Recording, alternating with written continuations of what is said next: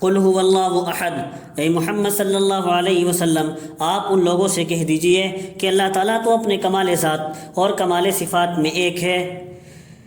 اس صورت کا شان نزول یہ ہے کہ ایک بار مشرکین مکہ نے آپ سے کہا کہ اپنے رب کا وصف اور نسب بیان کیجیے، اپنے رب کی صفات بیان کیجیے اور نسب بھی بیان کر دیجیے۔ اس پر سورہ اخلاص نازل ہوئی۔ اللہ نے کہا آپ ان سے کہہ دیجئے، یعنی اللہ تعالیٰ تو اپنے کمال ذات اور کمال صفات میں ایک ہے۔ اللہ الصمد، اللہ تو بے نیاز ہے، یعنی وہ کسی کا محتاج نہیں اور اس کے سب محتاج ہیں۔ لم یلد ولم یولد، اس کے کوئی اولاد نہیں اور نہ وہ کسی کی اولاد ہے۔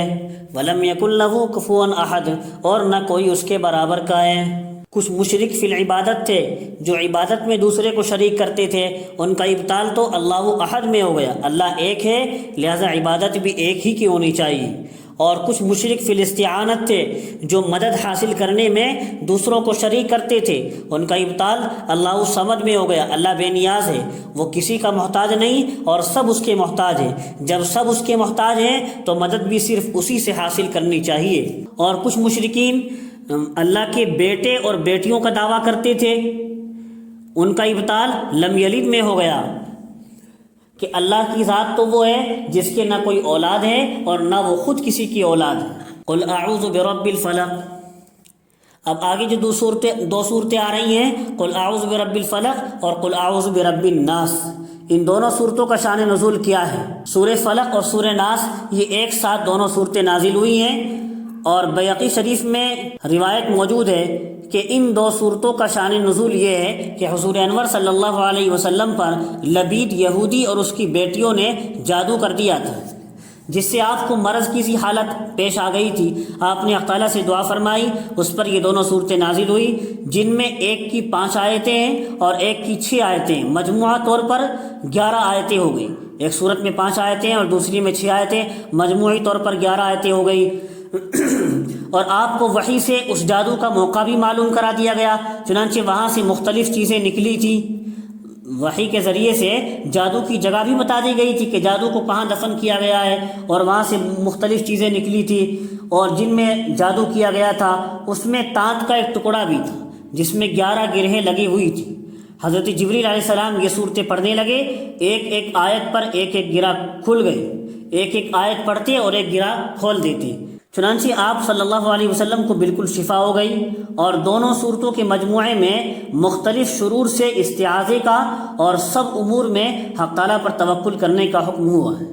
بہت ساری برائیوں میں اللہ تعالیٰ سے پناہ چاہنے کا حکم ہوا، اور سب امور میں، سب کاموں میں اللہ ہی پر بھروسہ کرنے کا حکم ہمیں دیا گیا ہے۔ قل اعوذ برب الفلق، اے محمد آپ کہیے اپنی پناہ چاہنے کے لیے کہ میں صبح کے مالک کی پناہ لیتا ہوں، من شر ما خلق، تمام مخلوقات کے شر سے۔ یہ فلق جو آیا کہ صبح کے مالک کی پناہ لیتا ہوں، شاید فلق کی تخصیص بمقابلہ رات کے ہو، اور اشارہ اس طرف ہو کہ جس طرح حق تعالیٰ رات کا ازالہ کر دیتے ہیں، رات کو ختم کر دیتے ہیں اور صبح لے آتے ہیں، اسی طرح جادو کا اثر بھی ختم کر دیتے ہیں۔ وَمِن شَرِّ غَاسِقٍ إِذَا وَقَبَ، اور بالخصوص اندھیری رات کے شر سے پناہ لیتا ہوں جب وہ رات آ جائے، اس لیے کہ رات میں بہت سے شرور و فتن کا احتمال ہوتا ہے۔ وَمِن شَرِّ النَّفَّاثَاتِ فِي الْعُقَدِ، اور بالخصوص گنڈے کی گرہوں پر پڑھ پڑھ کر پھونکنے والیوں کے شر سے۔ اس میں اشارہ ہے لبید بن عاصم یہودی کی بیٹیوں کی طرف جنہوں نے حضور پر جادو کر دیا تھا۔ وَمِن شَرِّ حَاسِدٍ إِذَا حَسَدَ، اور حسد کرنے والے کے شر سے جب وہ حسد کرنے لگے۔ حسد تو بالاجماع حرام ہے۔ حسد کے معنی ہے کسی کی نعمت دیکھ کر اس کے زوال کی تمنا کرنا، یہ نعمت اس سے ختم ہو جائے، مجھے ملے یا نہ ملے، یہ حسد تو بالکل حرام ہے، بالاجماع حرام ہے۔ حدیث میں آیا حسد انسان کی نیکیوں کو ایسے کھا جاتا ہے جیسے آگ لکڑی کو کھا جاتی ہے۔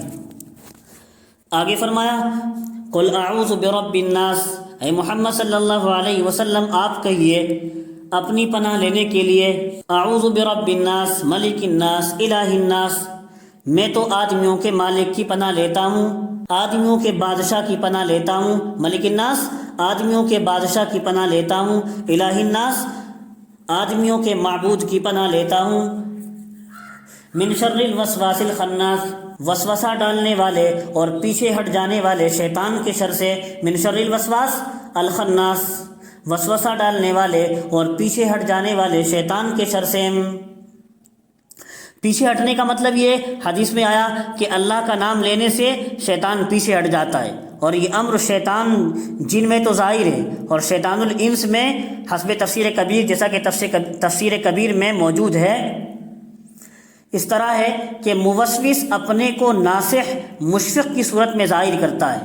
جو شیطان الانس ہوتا ہے، جو انسان کی شکل میں ہی شیطان بن کر آتا ہے اور وسوسہ ڈالتا ہے، وہ اپنے کو ناصح اور مشفق کی صورت میں ظاہر کرتا ہے.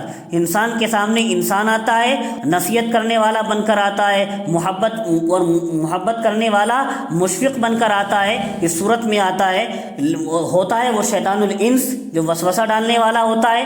لیکن اگر اس کو ڈانٹ ڈپٹ کر دی جائے تو پھر تو وسوسے سے باز آ جاتا ہے، اللہ کی پناہ چالی جائے تو وہ اس سے ہٹ جاتا ہے. اور اگر اس کی باتوں کو قبول کر لیا جائے تو وہ اور وسوسے میں مبالغہ کرتا رہتا ہے اور وسوسے ڈالتا رہتا ہے، شیطان الانس بھی. اور شیطان الجن کا کام تو ظاہر ہے ہی. الذی یوسوس فی صدور الناس، جو لوگوں کے دلوں میں وسوسہ ڈالتا ہے. من الجنۃ والناس، خواہ وہ وسوسہ ڈالنے والا جنات میں سے ہو یا انسان میں سے ہو، یعنی شیاطین الانس میں سے ہو یا شیاطین الجن میں سے ہو. اور اس سے وہ وسوسہ مراد ہے مفسرین کی صراحت کے مطابق جو معصیت کی طرف پہنچا دے. ایسا وسوسہ مراد ہے، ایسے خیالات مراد ہیں جو مفضی المعصیت ہوں، جو انسان کو گناہوں کی طرف پہنچا دیں. اور ان وسوسوں میں تو دینی نقصان کا ہونا بالکل ظاہر ہے.